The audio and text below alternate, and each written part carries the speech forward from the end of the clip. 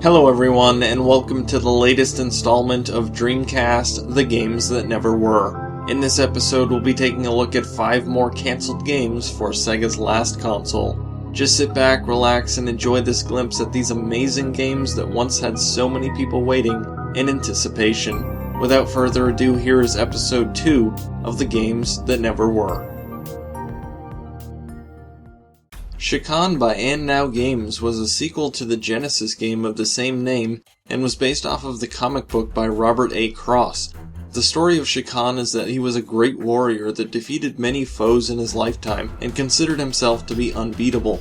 He was so cocky that he challenged death himself to a duel. If he won, he would be granted eternal life, but losing meant death could do as he pleased with Shakan's soul. The battle was fought long and hard, and in the end, Shakan was victorious over death. Shakan was granted eternal life, but with a catch. Every night he would have visions of great evils. He would suffer from the pain and wounds of the victims, but he would never die. As it turned out, eternal life was more of a curse than a blessing. The curse could only be broken by defeating all the supernatural evils of the world.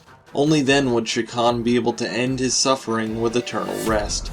Unlike the 16-bit hack-and-slash game that came before it, Shakan on the Dreamcast was to be a stealthy action game with some puzzle elements thrown in. The game would focus heavily on boss battles. On each level you would have a vision that would give you clues as to where the boss might be and how to defeat him.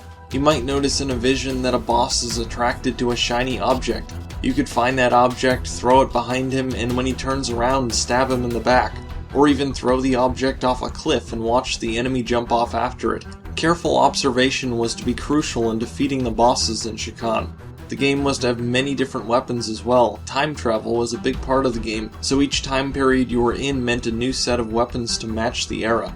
You would be fighting with everything from a katana to a laser rifle. Also, returning from the Genesis game are potions which when combined would give you different magical abilities such as a flaming sword, invisibility, or a lightning stream. Over 65,000 combinations were to be possible in the game, and you could even trade potions and recipes with other players via the Dreamcast VMU. And Now Games was developing a truly unique gaming experience that would still be one of a kind if the game were released today.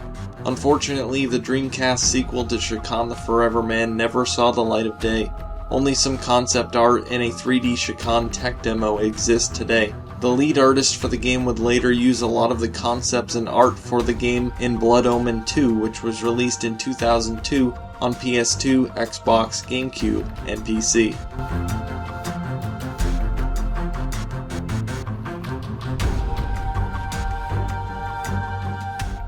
Tropico is an island management sim that was announced in 2000 for both PC and Dreamcast.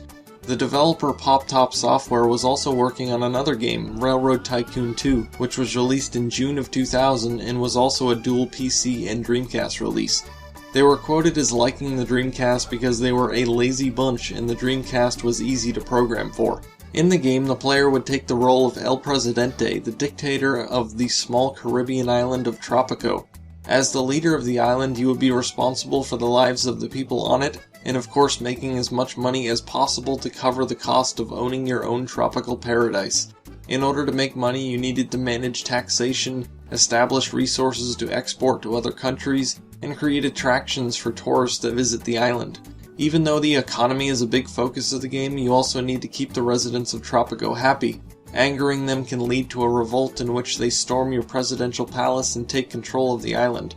You also need to protect the island from rival dictators who can wage war against you and take Tropico for themselves. Everything in the game is delicately balanced. One wrong decision could easily lead to a violent overthrow of the government by the island residents or an invasion by one of your neighboring island dictators.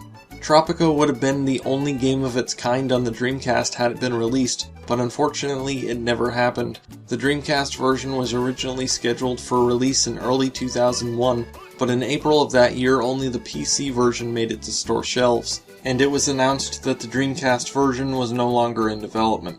It's unknown how complete the Dreamcast version of Tropico was before it was cancelled, but considering they stopped development around the same time that the PC version was released, there is a possibility that a beta version of the game does exist.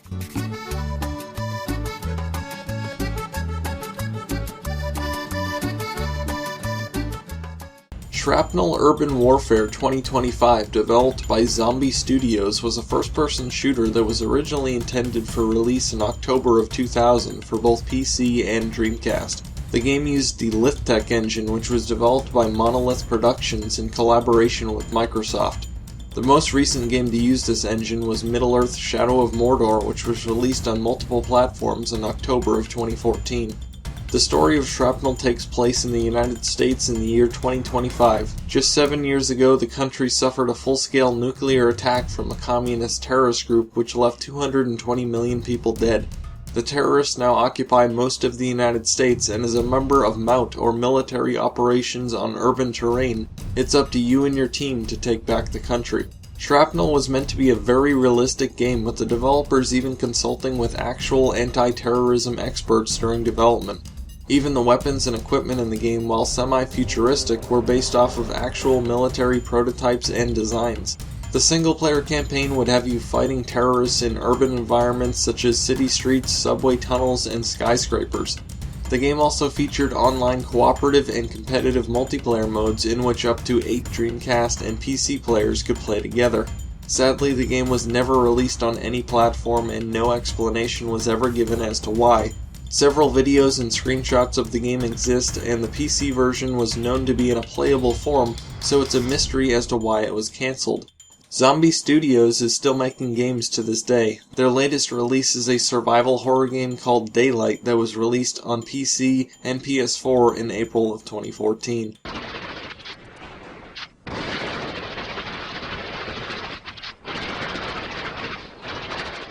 Project Revolution was a first-person shooter for the Dreamcast that was being developed by Talonsoft in collaboration with Volition.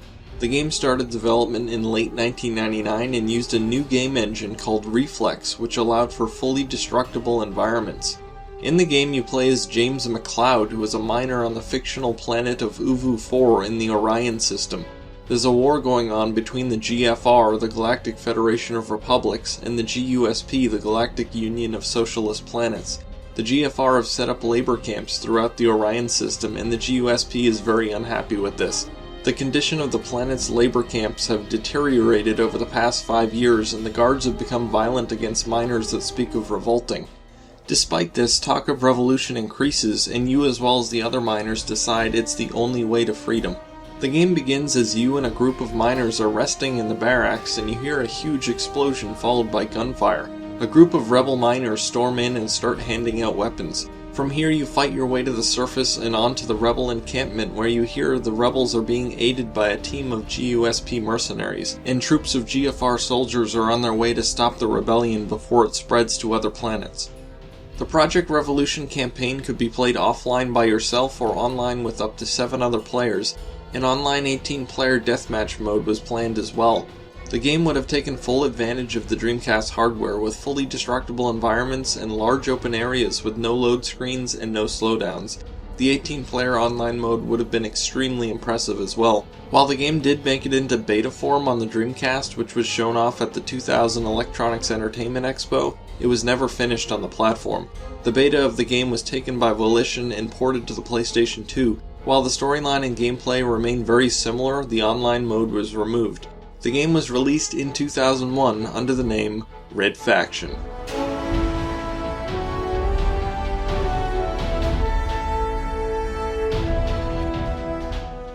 Cutaway was a third-person action-adventure game that was being developed by a company called Classified Games, which as it turns out was a development studio owned by Microsoft.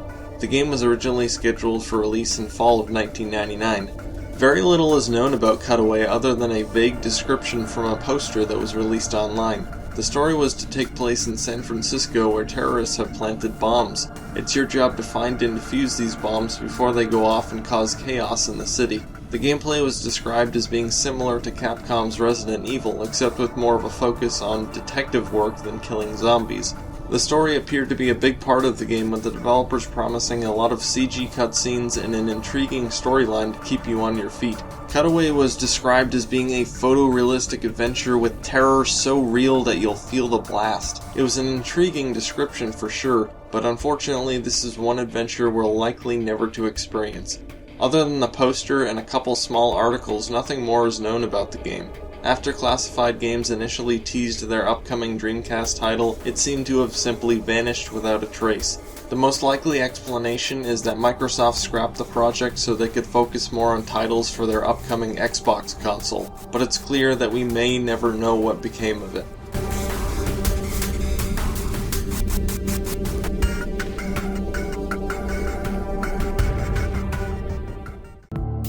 The amount of titles that never quite made it to the Dreamcast was astounding. Some of these games, like Tropico and Project Revolution, were eventually released on other consoles and became huge hits that spawned many sequels.